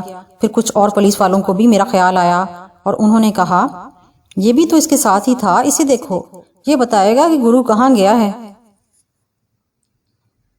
ارے باپ رے باپ، میرے حلق سے چیخ کی آواز نکلی اور اس کے بعد میں نے بھی دوڑنا شروع کر دیا۔ پولیس والے میرے پیچھے ہی بھاگ رہے تھے اور میں اس طرح بھاگ رہا تھا جیسے موت میرا پیچھا کر رہی ہو۔ میں نے پولیس والوں کے الفاظ بھی سنے تھے، گرو سے وہ کہہ رہے تھے کہ گرو رک جاؤ ورنہ ہم تمہیں گولیوں سے اڑا دیں گے۔ پھر اچانک ہی مجھے گولیاں چلنے کی آواز سنائی دی۔ مجھے یوں محسوس ہوا جیسے میری پوری کمر میں سوراخ ہو گئے ہوں اور میں ان سوراخوں کے آر پار دیکھ سکتا ہوں، لیکن میں دوڑ رہا تھا۔ پھر مجھے احساس ہوا کہ یہ صرف میرا خیال ہے، مجھے کوئی گولی نہیں لگی۔ میں برق رفتاری سے دوڑتا رہا، کوئی اندازہ نہیں تھا کہ کدھر جا رہا ہوں، بس جدھر منہ اٹھا ادھر ہی دوڑ پڑا تھا۔ پھر اچانک ہی مجھے سامنے ایک احاطے کی دیوار نظر آئی۔ میں نے سوچا کہ جس طرح گرو دیوار پھلانگ کر دوسری طرف چلا گیا ہے، اسی طرح اگر میں بھی یہ دیوار پھلانگ جاؤں تو میری جان بچ جائے گی۔ اگر پیچھے سے گولیاں چلائی گئیں تو میرے بدن میں تو نہیں لگیں گی۔ چنانچہ میں برق رفتاری سے دیوار پر دونوں ہاتھ رکھ کر دوسری طرف کود گیا اور پھر دوڑتا چلا گیا۔ یہ بھی نہیں دیکھا تھا کہ یہ عمارت کیسی ہے، اس کا احاطہ کتنا وسیع ہے اور اس میں کیا کیا موجود ہے۔ بس یہی خیال تھا میرے دل میں کہ کسی طرح گولیوں سے بچ جاؤں اور پولیس والے اگر میرا نشانہ لینے کی کوشش کریں تو اس میں کامیاب نہ ہو سکیں۔ پھر مجھے جو دروازہ نظر آیا میں اس میں گھستا چلا گیا۔ بہت دیر کے بعد مجھے خیال آیا تھا کہ میرے قدموں کی کوئی آواز نہیں پیدا ہو رہی۔ نیچے دیکھا تو زمین پر موٹا قالین بچھا ہوا تھا۔ کیا مزے ہیں دولت والوں کے بھی، فرش پر بھی ایسی چیزیں ڈال دیتے ہیں کہ انسان اپنے بدن پر بھی محسوس نہ کرے۔ لیکن بہرحال میں ان باتوں کو سوچنے کے موڈ میں نہیں تھا۔ تھوڑے ہی فاصلے پر مجھے ایک صوفہ نظر آیا، بڑا سا صوفہ، اور اس کے پیچھے اتنی جگہ تھی کہ میں چھپ سکوں۔ صوفے کے عقب میں دیوار تھی۔ میں نے پھرتی سے صوفے کے پیچھے چھلانگ لگا دی اور تھوڑی دیر کے بعد اس کے پیچھے چھپا ہوا تھا۔ میرا سانس بری طرح چل رہا تھا اور میں سوچ رہا تھا کہ دیکھو مصیبت کتنی دیر کے بعد اندر نازل ہوتی ہے۔ بہرحال زندگی کے بہت بڑے عذاب میں گرفتار ہو گیا تھا اور یہ سوچ رہا تھا کہ اب دیکھو تقدیر کیا گل کھلاتی ہے۔ نہ جانے کتنی دیر میں صوفے کے پیچھے چھپا رہا۔ پولیس والے شاید اندر نہیں آئے تھے یا پھر انہوں نے مجھے احاطے کی دیوار کودتے نہیں دیکھا تھا۔ میں تھکن کی وجہ سے گھٹنوں میں سر دے کر اوندے منہ لیٹ گیا۔ پھر نہ جانے کتنی دیر گزری تھی کہ مجھے قدموں کی آواز سنائی دی تھی اور میں ہوشیار ہو گیا۔ مصیبت اب چند گز کے فاصلے پر ہی ہے۔ آواز آہستہ آہستہ آگے بڑھی اور پھر رک گئی۔ میں سانس روک کے دیکھتا رہا کہ اب دیکھو کیا ہوتا ہے۔ تبھی اچانک ہی مجھے آواز سنائی دی، بس اب بہت دیر ہو گئی، تمہیں آرام کرتے ہوئے باہر نکل آؤ۔ کسی عورت کی آواز تھی، لیکن جانے کیوں کانوں کو جانی پہچانی لگ رہی تھی۔ مخاطب شاید مجھے ہی کہا گیا تھا، لیکن پھر بھی نہ جانے کیوں میں چھپا رہا۔ میں نے سوچا کہ ممکن ہے عورت نے کسی اور سے یہ الفاظ کہے ہوں۔ آواز پھر سنائی دی، سنتے نہیں ہو؟ میں تم سے مخاطب ہوں شاہو، صوفے کے پیچھے سے نکل آؤ۔ میں حیرت سے آنکھیں پھاڑ کر رہ گیا۔ یہ کون ہو سکتا ہے جو مجھے میرے نام سے پکار رہا ہے؟ بہرحال چونکہ اب مجھے میرے نام سے پکارا گیا تھا اور اندازہ یہی ہو رہا تھا کہ خطرہ اب بالکل قریب نہیں ہے، وہ جو کوئی بھی ہے ایک مہربان عورت ہے اور مجھے بڑے پیار سے پکار رہی ہے۔ چنانچہ میں اپنی جگہ سے اٹھ کر کھڑا ہو گیا۔ پھر جب میں نے اس عورت کی شکل دیکھی تو میری عاقبت روشن ہو گئی۔ ایک لمحے میں نے انہی بیگم صاحبہ کو پہچان لیا تھا جن کی وجہ سے میں اس مصیبت میں گرفتار ہو گیا تھا۔ دل تو چاہا تھا کہ چھلانگ لگاؤں اور بیگم صاحبہ کا گلا دبوچ لوں، لیکن کچھ ایسی کیفیت ہو رہی تھی کہ میں یہ کام نہیں کر سکا۔ بیگم صاحبہ کو دیکھ کر نہ جانے کیوں میرا بدن بیٹھا بیٹھا سا ہونے لگا۔ نکل آؤ صوفے کے پیچھے سے، بیگم صاحبہ نے نرم اور مسکراتی ہوئی آواز میں کہا۔ کمبخت کی صورت تو پہلے ہی بہت اچھی تھی۔ میں نے دل میں یہ محسوس کیا تھا کہ یہ عورت اچھی خاصی عمر رسیدہ ہونے کے باوجود کتنی خوبصورت ہے۔ بہرحال اس کے نرم لہجے سے میری ذرا سی ہمت بندھی۔ انتقام کی آگ میرے سینے میں جل رہی تھی، لیکن میں جانتا تھا کہ میں اس دنیا میں کسی کا کچھ نہیں بگاڑ سکتا۔ میں تو کمزور اور بے وسیلہ آدمی ہوں، بھلا ایک فقیر کی حیثیت ہی کیا ہوتی ہے۔ لیکن بہرحال میں وہاں سے نکل آیا۔ آؤ بیٹھو، صوفے پر بیٹھو۔ بیگم صاحبہ نے ایک صوفے کی طرف اشارہ کیا۔ یہ وہی صوفہ تھا جس کے پیچھے میں چھپا ہوا تھا۔ بیگم صاحبہ اس سے چند گز کے فاصلے پر دوسرے صوفے پر بیٹھی تھیں۔ میں نے صوفے کی طرف دیکھا اور خشک ہونٹوں پر زبان پھیر کر رہ گیا۔ غالباً مجھے اپنے گندے لباس کا احساس تھا۔ بیگم صاحبہ نے پھر کہا، نہیں، میں تم سے کچھ باتیں کرنا چاہتی ہوں، بیٹھو۔ یہ خیال دل میں ہے تو اسے نکال دو۔ میں خاموشی سے صوفے پر بیٹھ گیا۔ کیا اب بھی آپ اپنا نام تسلیم نہیں کرو گے؟ کیسا نام بیگم صاحبہ؟ یہ کہ تم شاہو ہو؟ میں نے اس سے کب انکار کیا؟ لیکن ہاں جو تمہارے ذہن میں ہے میں جانتی ہوں۔ بیگم صاحبہ، آپ نے مجھے کس مصیبت میں پھنسا دیا ہے؟ آپ کو معلوم ہے کہ مائی میرا؟ مجھے سب معلوم ہے۔ گزری ہوئی کوئی کہانی مجھے سنانے کی کوشش نہ کر۔ بیگم صاحبہ، مائی میرا تو بے موت ماری گئی۔ کوئی بے موت نہیں مارا جاتا۔ مائی میرا کے بارے میں تمہیں بعد میں بتا دیں گے۔ تم سے کچھ اور باتیں کرنا چاہتے ہیں۔ اچھا یہ بتاؤ، کچھ کھاؤ پیو گے یا نہیں؟ نہیں بیگم صاحبہ، آپ کو خدا کا واسطہ۔ دیکھو مجھے کسی کا واسطہ مت دو، مجھ سے براہ راست بات کرو۔ بیگم صاحبہ کا لہجہ بگڑ گیا۔ مگر بیگم صاحبہ، میری جان بخشی کر دیجئے جی۔ کوئی کسی کی جان نہیں بخشتا شاہو، ہر شخص اپنی جان خود ہی بخشتا ہے۔ میں سمجھا نہیں جی۔ یہی تو میں سمجھانا چاہتی ہوں، بیگم صاحبہ نے کہا۔ بیگم صاحبہ، ایک بات بتاؤں آپ کو؟ جی ہاں بتاؤ۔ پولیس میرے پیچھے لگی ہوئی ہے جی۔ میں نے تم سے ایک بات کہہ دی شاہو کہ مجھے سب کچھ معلوم ہے۔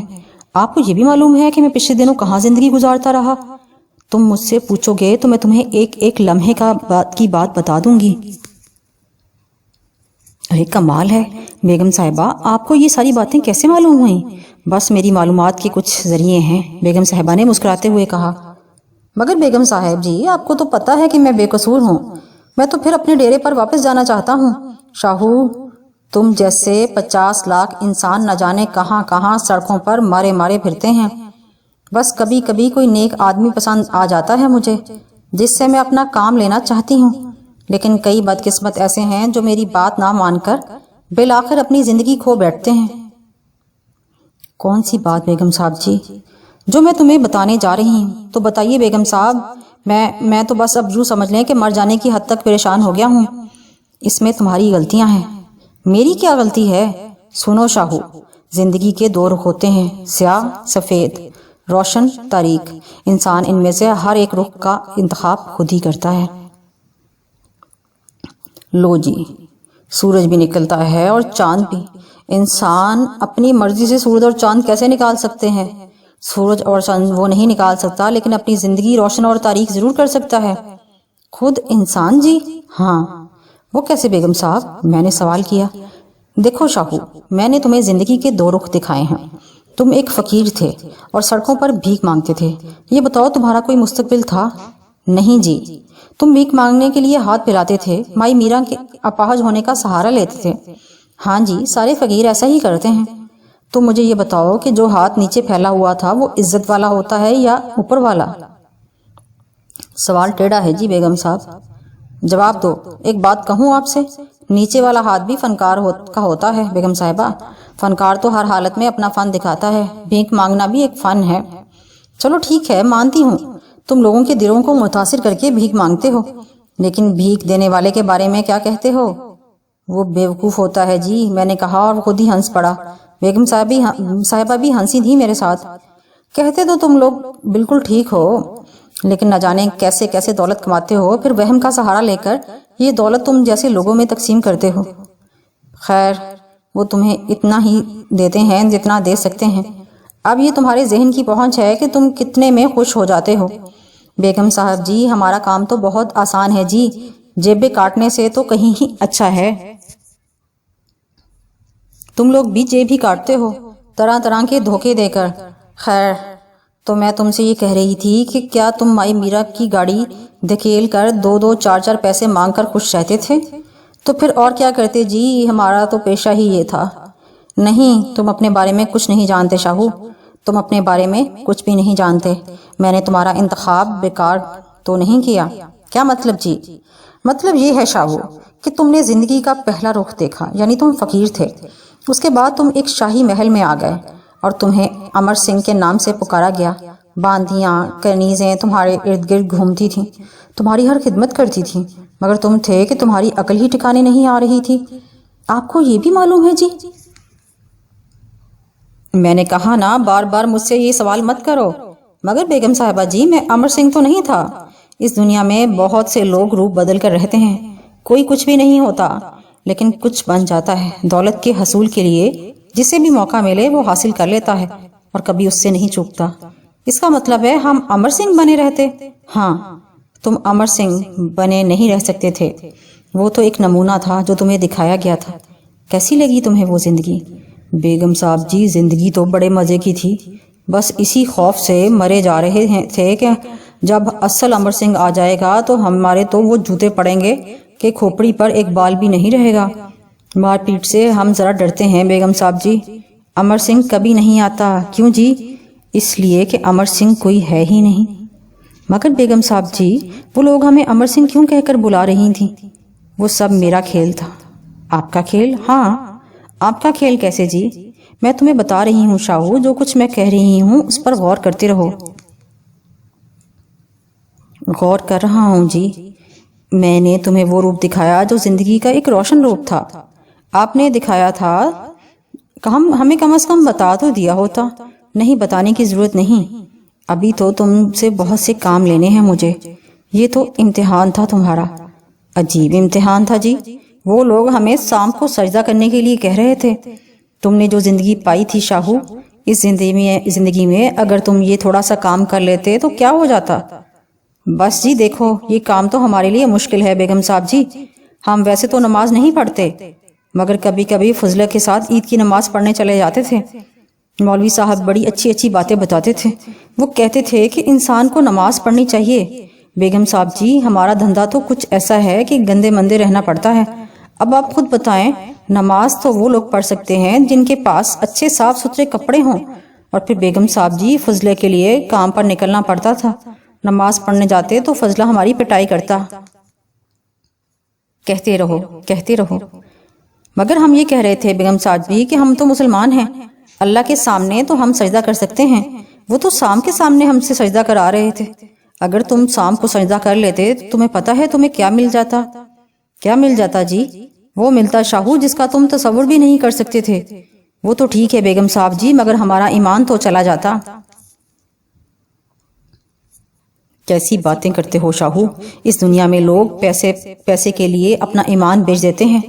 تم تو بہت بڑے آدمی بننے کے لیے اپنا ایمان بیچ رہے تھے۔ نہیں بیگم صاحب جی، یہ ہم سے نہیں ہو سکتا۔ اور اس کے بعد شاہو، تم نے زندگی کا دوسرا روپ دیکھا، یعنی بالی کے ساتھ ایک جیب کترے کے روپ میں۔ ہاں جی، پولیس، ٹھوکریں، جوتے، گولیاں، اور اس کے بعد زندگی کا خاتمہ۔ کیسا رہتا اگر تمہارے بدن میں 3-4 گولیاں پیوست ہو جاتی؟ ہم مر جاتے بیگم صاحب جی، سارے بدن کا خون نکل جاتا۔ تم کوشش تو یہی کر رہے ہو نا؟ نہیں بیگم جی، قسم لے لو، ہم تو بس جا پھنسے تھے وہاں۔ وہ سسرے نے نہ جانے ہمیں کیا سورج کہنے لگے تھے۔ یہ پھر میری ہی تخلیق تھی۔ کیا مطلب جی؟ ابھی تم کوئی مطلب نہیں سمجھو گے۔ اب یہ بتاؤ، دونوں میں سے کون سا روپ پسند ہے تمہیں، امر سنگھ والا یا پھر یہ کون سا جی؟ یہ میرا مطلب گرو سوامی کے ساتھ۔ نہیں جی، خدا کے لیے اس سے تو ہمیں بچا ہی لیجئے بیگم صاحب جی۔ بچ سکتے ہو تم، لیکن اپنی کوششوں سے۔ ہم تیار ہیں جی۔ نہیں شاہو، ایسے نہیں، تمہیں تیار ہونے کے لیے کچھ کام کرنے پڑیں گے۔ مطلب دیکھو، اگر تم میری بات مان لیتے ہو، میرے ساتھ تعاون کرتے ہو، تو تم وہی زندگی گزارو گے جو امر سنگھ والی زندگی ہے۔ یہ دور امر سنگھ کا نہیں، راجاؤں کا دور نہیں، لیکن عالی شان کوٹھیوں میں رہنے والے، شاندار بنگلوں میں پرورش پانے والے، قیمتی گاڑیوں میں باہر گھومنے والے امر سنگھ ہی ہوتے ہیں۔ مگر ہم تو شاہو ہیں جی۔ میں تمہیں امر سنگھ بنانا چاہتی ہوں۔ میں یہ نام بھی نہیں بدلوں گا اپنا۔ نہ بدلو، شاہو ٹھیک رہے گا۔ نام شاہو جانتے ہو کسے کہتے ہیں؟ بادشاہ کو جی۔ تو بادشاہ تو تم ہو، مگر جدید دور کے بادشاہ۔ ارے چھوڑیے بیگم صاحبہ، ہم کہاں سے آئے بادشاہ؟ میں تمہیں بادشاہ بنا سکتی ہوں۔ آپ؟ ہاں۔ تو بیگم صاحب جی، اس سے بھلا کسے انکار ہوگا؟ شاندار کاریں تمہارے آگے پیچھے ہوں گی، لوگ تمہیں عزت کی نگاہ سے دیکھیں گے، سب تمہارے آگے جھکیں گے۔ کیا یہ تم پسند نہیں کرو گے؟ ارے کریں گے جی، پھر تو ہم فقیروں کی بستی میں بھی جائیں گے اور استاد فضلے کو خود اپنے ہاتھوں سے بھیک دیں گے۔ ہاں، تم یہ کر سکتے ہو، اور میں وعدہ کرتی ہوں کہ ایک دن تمہیں فقیروں کی بستی میں لے جاؤں گی اور تم اپنے ہاتھ سے استاد فضلے کو بھیک دینا۔ تب تو پھر ٹھیک ہے جی، مگر نام نہیں بدلیں گے ہم اپنا۔ نام نہیں بدلنا تو کرنا کیا ہوگا ہمیں؟ پہلے تم مجھ سے 7 بار اقرار کرو کہ میں جو کچھ کہوں گی وہی کرو گے۔ کرتے ہیں جی، کہو 7 بار۔ اور اس کے بعد میں نے 7 بار بیگم صاحبہ کے یہ الفاظ کہے کہ میں وہی کروں گا جو بیگم صاحب جی کہیں گی۔ بیگم صاحب مسکرانے لگیں، پھر انہوں نے کسی کو آواز دی۔ کوشل، او کوشل! اندر سے ایک خوبصورت سی عورت نکل آئی۔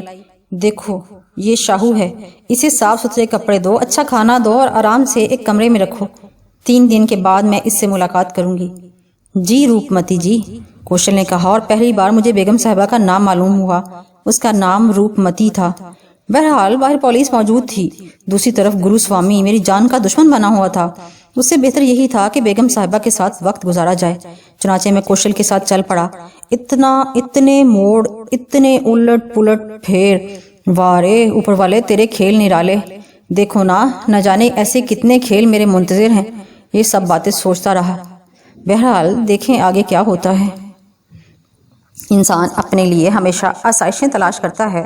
حالات کبھی کبھی اس کی سمجھ میں بالکل نہیں آتے۔ میں بھی ان سارے معاملات کو بالکل نہیں سمجھ سکا تھا، اور اسی طرح پھر 3 دن گزر گئے اور بیگم صاحبہ بڑے ہی خوشگوار موڈ میں میرے کمرے میں آئیں۔ ویسے میں نے ان کے چہرے پر پریشانی کبھی دیکھی بھی نہیں تھی، اور عام طور پر وہ اسی کیفیت میں نظر آتی تھیں۔ کہنے لگیں، شاہو कैसे हो? ठीक हूँ बेगम साहिबा। नई जगह पसंद आई? बहुत पुरसकून माहौल है और तबीयत पर अच्छा असर पड़ा है। चलो अच्छा है, तुम्हारी तबीयत बेहतर हुई। कैसा महसूस करते हो इस जिंदगी को? बेगम साहब जी, जाहिर है हर इंसान अच्छे माहौल का ख्वाहिशमंद होता है और मैं बहरहाल एक इंसान हूँ। फिर तुमने क्या सोचा, इसी माहौल में जिंदगी गुजारोगे या? अरे बेगम साहिबा, जब मैं आपके सामने ये कह चुका हूँ कि मेरी हर जुम्बश, हर अमल आपके हुक्म के ताबे होगा और मैं वही करूँगा जो आप कहेंगी। अब आप मुझे बताएं कि मुझे क्या करना होगा। देखो शाहू, दुनिया में हर चीज को हासिल करने के लिए लोग पैसा इस्तेमाल करते हैं। पैसा आज की सबसे बड़ी जरूरत है, ताकत है, रगों में दौड़ती हुई जिंदगी है। लेकिन बाज़ चीजें इसके होते हुए भी हासिल नहीं होती। क्या मतलब है बेगम साहब जी? मैं समझा नहीं।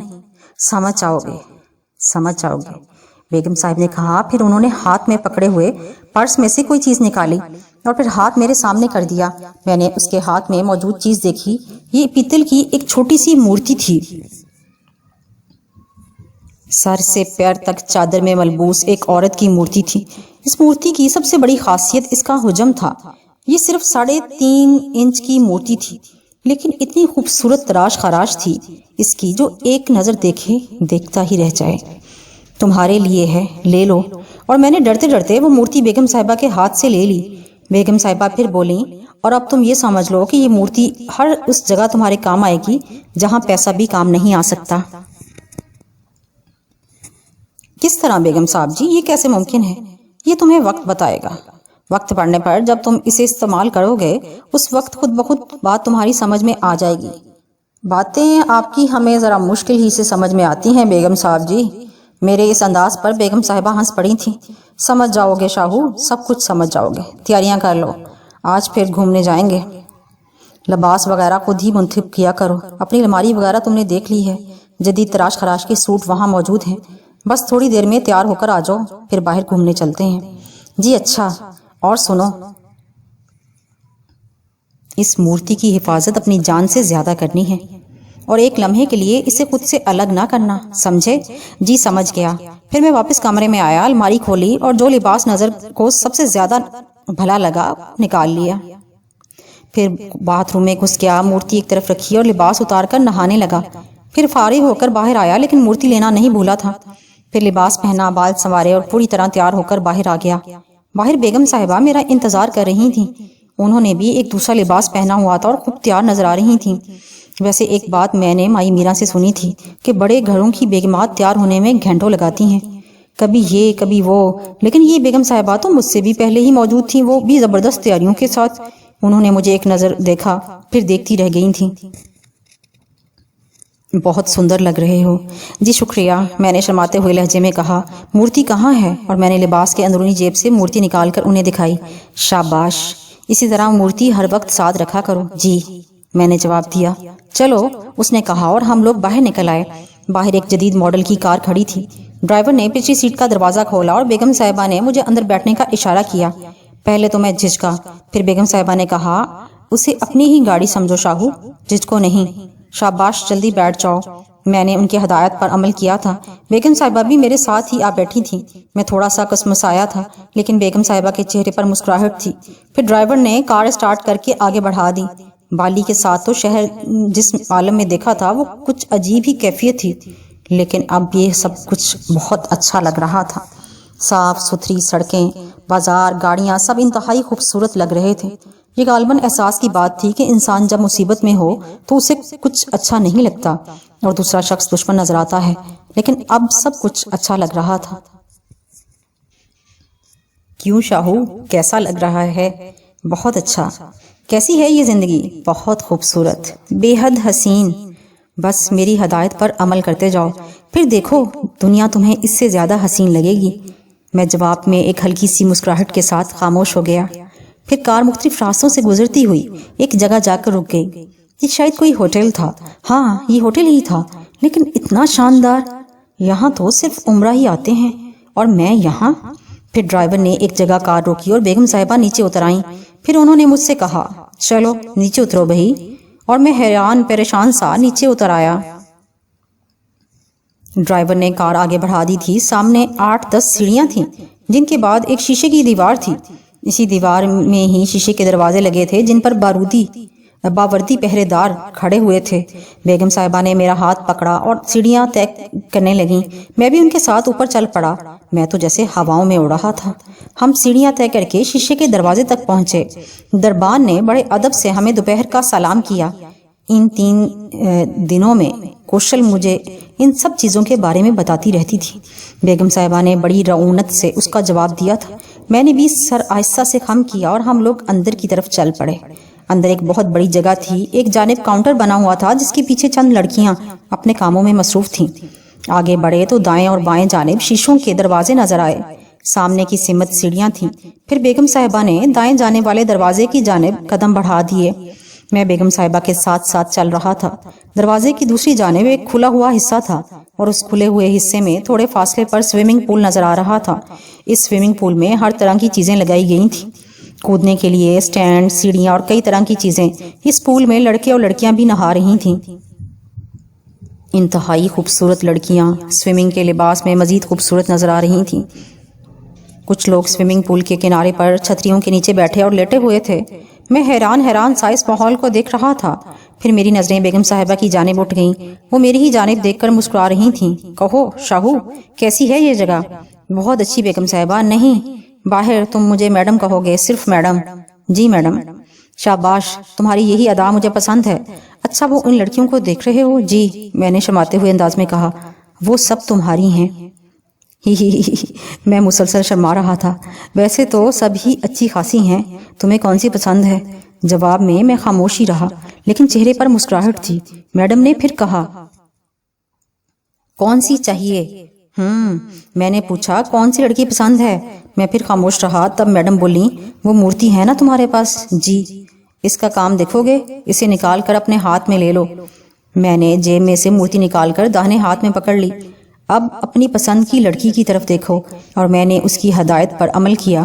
میں یہ بھی دیکھنا چاہتا تھا کہ بیگم صاحبہ کی اس مورتی میں کیا کمال ہے جو اس طرح بڑھ چڑھ کر اس کے بارے میں کہہ رہی ہیں۔ پھر میں نے ایک لڑکی کو مسلسل گھورنا شروع کر دیا۔ وہ ان سب میں سے سب سے زیادہ خوبصورت تھی، دودھ جیسے سفید ہاتھ پاؤں، انتہائی معصوم سی شکل۔ پھر میں نے دیکھا کہ وہ لڑکی چونکی تھی۔ پھر وہ پانی سے نکل آئی اور اس کے قدم بے اختیارانہ انداز میں ہماری جانب بڑھنے لگے۔ پھر وہ ہمارے بالکل قریب آ کر رک گئی۔ میں حیران پریشان سا یہ منظر دیکھ رہا تھا۔ اس کے بعد اسے اچانک ہی ایک جھٹکا لگا، لیکن وہ سنبھل گئی۔ پھر اس نے ہمیں دیکھا اور بولی، آپ نے بلایا مجھے؟ بیبی، آپ بہت خوبصورت ہیں۔ بیگم صاحبہ نے کہا، شکریہ، لیکن آپ نے مجھے کیوں بلایا؟ کچھ نہیں بیبی، تم ہمیں اچھی لگی ہو بس۔ بہرحال اب تم جا سکتی ہو۔